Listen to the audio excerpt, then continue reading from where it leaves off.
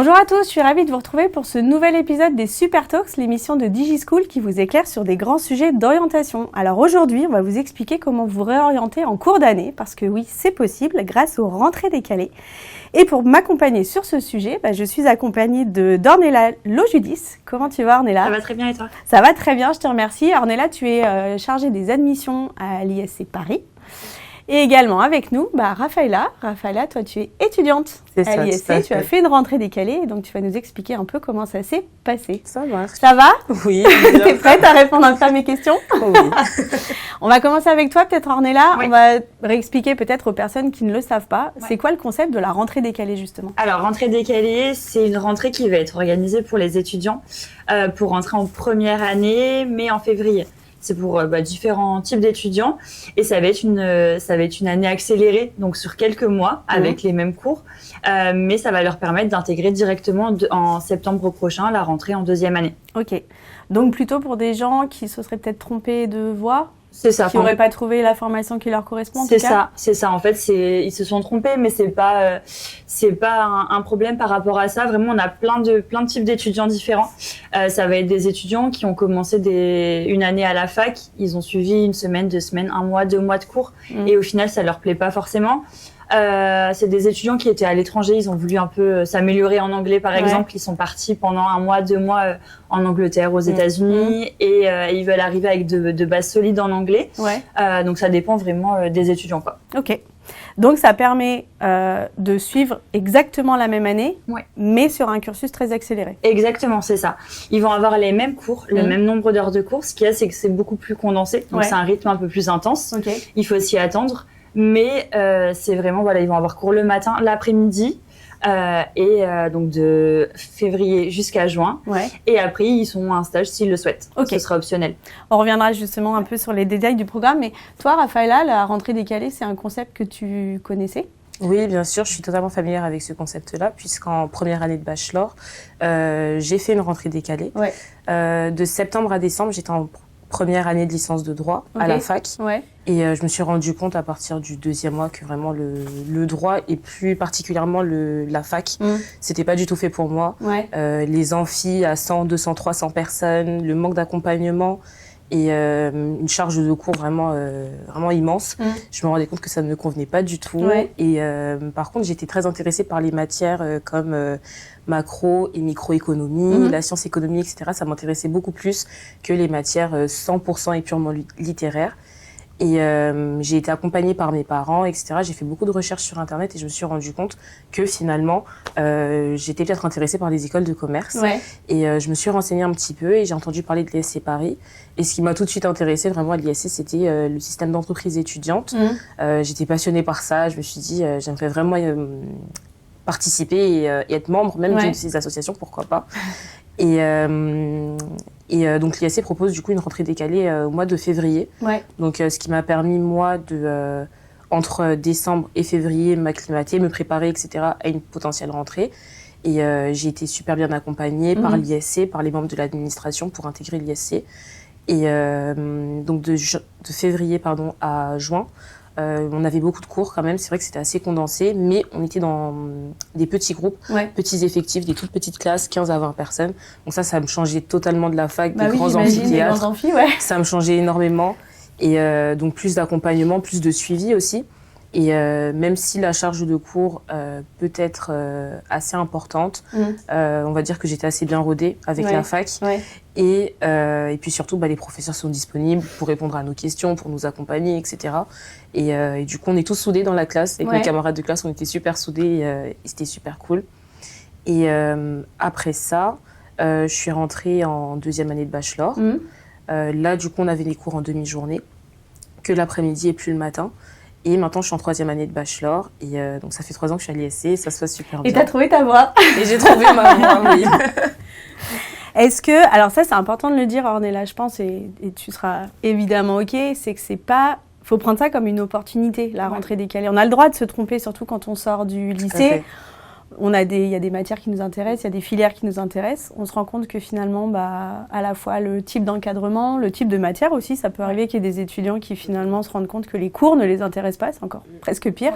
Donc je pense que dans sa réflexion, il faut quand même se dire que on a le droit de se tromper, on a le droit d'arrêter ses cours en milieu d'année et que justement la rentrée décalée est faite pour ça. Il n'y a aucun souci par rapport à ça. C'est vrai qu'en terminale, c'est compliqué de savoir, ok, je vais aller à la fac de droit pour avoir du droit, alors que peut-être qu'ils n'ont jamais eu de cours de droit.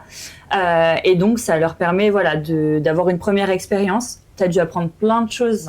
Ah oui, en tout cas, c'est vrai que c'est pas en droit. Et au moins, ça lui permet d'avoir des acquis, mais s'être trompé, entre guillemets. C'est ça. Mais tu sais pourquoi après tu rentres en rentrée décalée et ce sera plus simple par la suite, quoi. Oui. Et puis le système de rentrée décalée, je trouve ça vraiment intéressant parce que du coup, ça nous évite, entre guillemets, de perdre une année ou de rester dans une filière, dans des études qui ne nous conviennent pas du tout, finalement. Et donc, très vite, j'ai pu bifurquer vers une autre filière et qui, là, me plaisait beaucoup.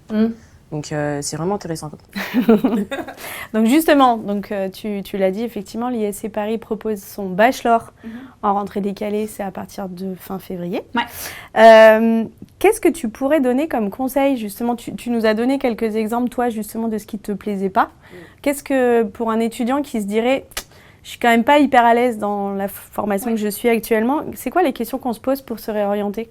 Faut se renseigner, faut voir plein de choses, s'ils n'ont pas encore d'idée de métier vraiment définie, de toute façon le projet va changer petit à petit, mais c'est vraiment de se poser les questions, ok, donc là j'ai choisi, je sais pas, par exemple le droit, de se poser les questions, ok, pourquoi ça m'a pas plu, qu'est-ce qui me plairait, de se renseigner sur les différentes options qu'ils pourraient avoir. Là en école de commerce, là notamment le bachelor de l'ISC, ça leur permet de voir dès la première année plein de choses. Ils vont voir autant de la gestion de projet, du management, ils vont voir du droit, ils vont voir de l'économie. Et ça leur permet de voir pas mal de choses et voir, ok, le droit, bon, finalement, vraiment, ça me plaît pas. Je veux bifurquer en management, etc. Donc, c'est vraiment de se renseigner sur plein d'écoles, d'aller aux journées portes ouvertes, d'aller dans les salons et d'échanger avec des étudiants, d'échanger avec des responsables d'admission, etc. pour avoir toutes les infos. Et après, ils font le tri petit à petit, quoi. En gros, on peut se reposer les mêmes questions qu'au moment de Parcoursup parce que c'est pas fini, justement, cette période d'orientation. On se pose toujours des questions sur ce qu'on veut faire. Et donc, il y a des salons, il y a des JPO, on vous donnera toutes les infos avec les dates. Mais donc, pas hésiter à venir vous consulter. Souvent, on peut aussi se dire que l'école de commerce, ça peut peut-être faire peur et qu'au moment des vœux, typiquement, on n'ose pas. Alors que finalement, quand on se pose ces questions-là, est-ce que l'amphi c'est fait pour moi ? Est-ce que la grande autonomie c'est fait pour moi ? On veut tenter et puis finalement, c'est un peu les atouts de l'école de commerce, justement. Oui, c'est ça. En fait, si vous voulez, on va avoir un accompagnement qui va être adapté aux étudiants, vraiment pas au cas par cas, mais là, comme le disait Raphaëlla, on est entre 15 et 20 personnes, 25 personnes maximum, sont plus petites. Donc, il y a vraiment un accompagnement qui est fait au fur et à mesure. Ils vont pouvoir se spécialiser pareil au fur et à mesure de leurs années. Donc, il faut pas avoir peur, il faut challenger. On est là pour les former aussi. Donc, c'est pas parce que tu n'avais pas de base en finance que maintenant tu vas pouvoir être dans ce monde-là. Donc, c'est vraiment de pas avoir peur, d'y aller. Et le tout, c'est d'avoir envie et de se donner les moyens. Là, Raphaëlla, elle le disait, le rythme, il est assez intense. Mais le jeu en vaut la chandelle, ça vous permet de pas perdre d'année et d'enchaîner sur la deuxième année dans de bonnes conditions, quoi. Totalement. Est-ce que d'expérience, justement, à l'ISC, depuis les quelques rentrées, ça existe depuis un petit moment, à l'ISC, il y a un profil type, sans forcément, évidemment, mettre des étudiants dans des cases, mais justement, le raisonnement type d'un étudiant qui va passer de ses études à un bachelor en école de co. Ça dépend vraiment. Enfin, ça peut être des étudiants qui ont fait quelques mois à la faculté, au final s'y retrouvent pas parce que les amphis étaient trop grands et que l'accompagnement était peut-être trop théorique et du coup ils veulent plus de pratique. Ça peut être pour des étudiants qui sont partis à l'étranger et du coup veulent intégrer maintenant une rentrée décalée pour pas perdre toute une année. C'est des étudiants qui sont allés dans une école d'ingénieurs et finalement ils ont plus l'attrait pour le commerce. C'est vraiment des étudiants différents. Ça va être des étudiants de partout, quoi. Et alors comment ça se passe concrètement cette fameuse année en condensé ? On a dit cette première année finalement se déroule en 4 mois. Là aussi c'est hyper important de le préciser, c'est la même reconnaissance, c'est les mêmes cours. Faut quand même bien le dire, mais tu l'as abordé tout à l'heure, c'est un rythme qui est beaucoup plus dense. Tu l'as dit aussi en début d'émission, Ornella, cours matin, après-midi, donc là-dessus, donc les mêmes matières. Est-ce que ça laisse, tu l'as un peu entredit tout à l'heure, est-ce que ça laisse quand même le temps de pouvoir avoir des projets à côté, de pouvoir s'impliquer dans les entreprises étudiantes. Est-ce que tu peux nous réexpliquer quand même, parce que c'est une spécificité de l'ISC, est-ce que tu peux expliquer aux gens qui nous regardent ce que c'est les entreprises étudiantes ? Oui, tout à fait. Alors, les entreprises étudiantes sont des associations en réalité, mais on les appelle entreprises puisque les étudiants qui en sont membres vont avoir en fait des responsabilités et des rôles tels que le président, le secrétaire général, trésorier, responsable communication, etc.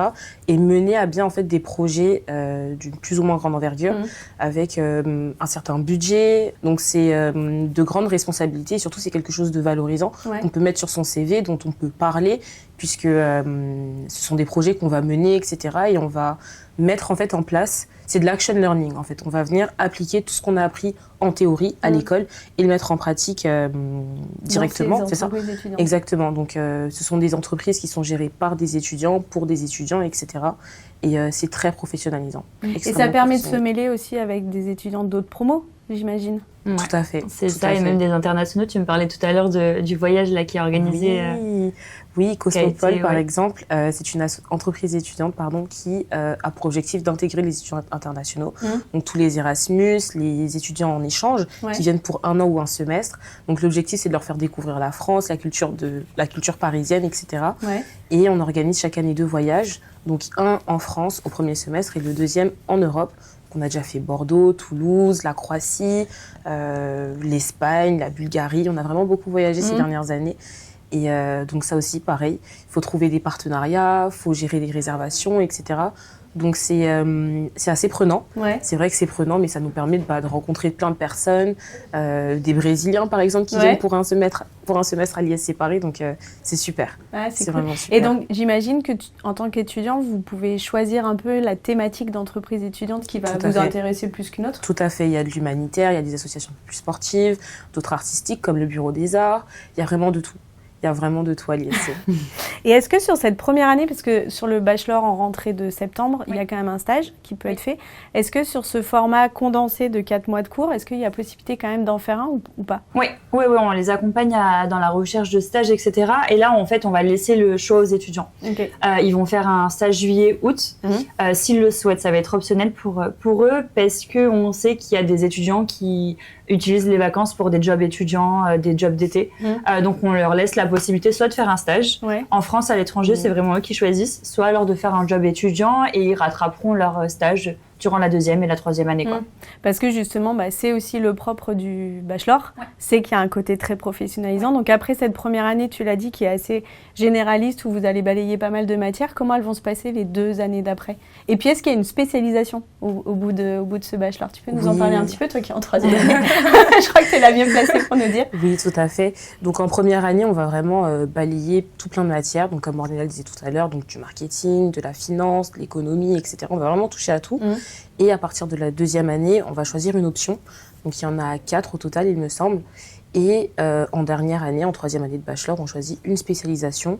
Donc la différence entre la 2e et la 3e année, c'est le volume horaire des options, des cours des spécialisations, etc. Et moi, pour ma part, j'ai choisi la spécialisation finance. Donc j'ai beaucoup plus de cours orientés vers la finance durable, etc.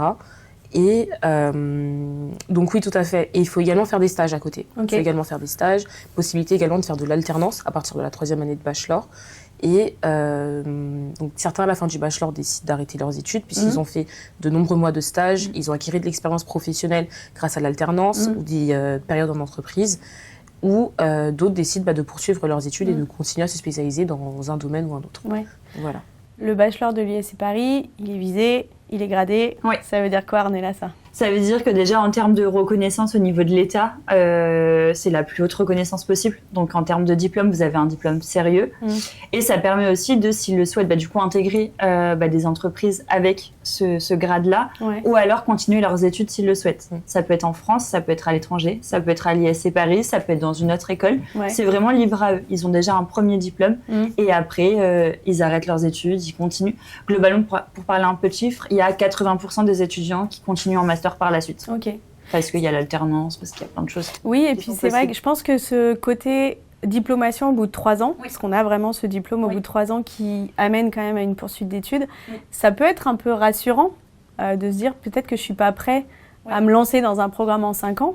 qui sont aussi quand même proposés par les écoles de commerce, mais il y a un peu cet intermédiaire. Et après, justement, cette poursuite d'études possible par la suite en fonction de ce qu'on a envie de faire. Tout à fait. Comment on fait pour rentrer justement en bachelor? C'est quoi les modalités d'entrée par rapport à une rentrée de septembre? Oui, alors là, ça va être directement en interne sur le site de l'ISC Paris où il faut remplir sa candidature.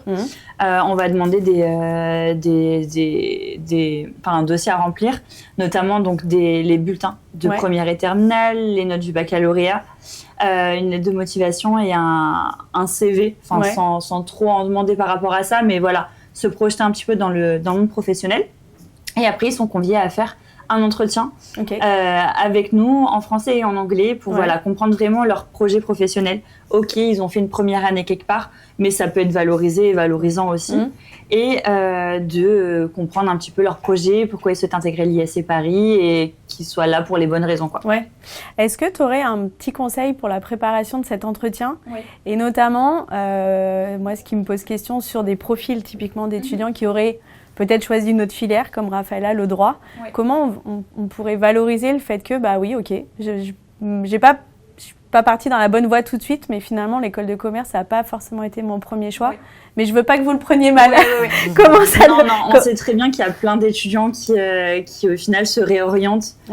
Donc, il n'y a aucun souci par rapport à ça. On veut vraiment de ne pas leur faire perdre du temps, en fait. On va pas recruter Raphaëlla parce qu'elle ne sait pas quoi faire et du coup, elle veut une école absolument pour l'année prochaine. On veut qu'ils aient quand même réfléchi à leur projet professionnel, mais de savoir pourquoi réellement ils veulent intégrer l'ISC et une école de commerce.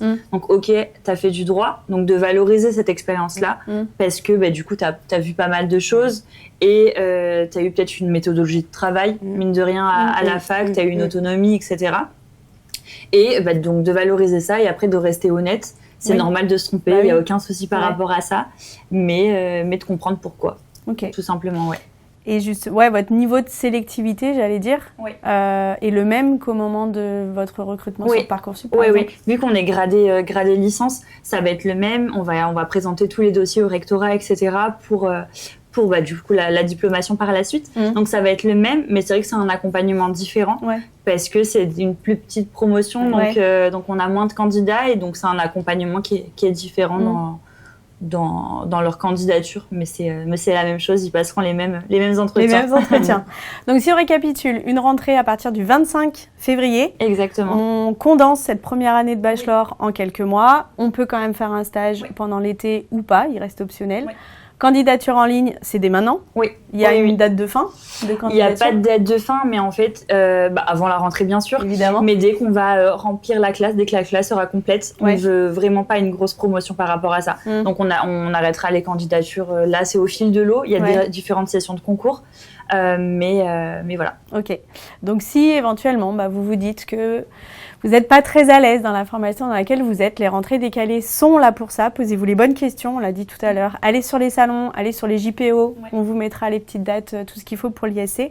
Vous avez un petit mot pour justement tous ces étudiants qui se posent un peu des questions? Raphaëlla, qu'est-ce que tu dirais à ta copine qui te partagerait le fait qu'elle n'est pas très épanouie dans sa formation?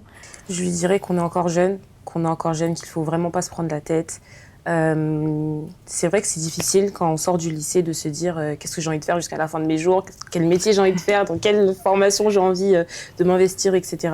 Donc c'est important d'être ouvert à tout, d'être ouvert, de tester. Si jamais quelque chose ne nous plaît pas, de ne surtout pas hésiter à se réorienter parce que c'est pas grave, c'est vraiment pas grave et c'est jamais perdu. Tout ce que j'ai appris en droit, par exemple, là, je m'en sers encore aujourd'hui pendant mes cours de droit et c'est jamais perdu et on ne cessera jamais d'apprendre, donc vraiment, faut vraiment pas se mettre de pression. C'est ce que je dirais. Non, je te rejoins aussi, et c'est vraiment de se poser aussi les questions, les bonnes questions. Est-ce que je me sens de continuer dans une formation qui me correspond pas forcément? Est-ce que l'école de commerce, est-ce que j'y ai pensé, de se renseigner, etc. De vraiment avoir plein d'informations, comme ça ils pourront faire le choix au fur et à mesure et de tester en fait, de voir comment ça se passe. Merci à toutes les deux. Merci beaucoup de ton expérience, Raphaëlla. On contacte l'ISC pour en savoir plus. Et puis, go, c'est parti. C'est super important quand même, son orientation. Donc, on y va. On on a le droit de se tromper, on l'a dit. Et ben, j'espère que cette émission, en tout cas, vous aura éclairé sur cette option, justement, de réorientation. Et puis, bon courage à tout le monde. À bientôt. Au revoir. Au revoir.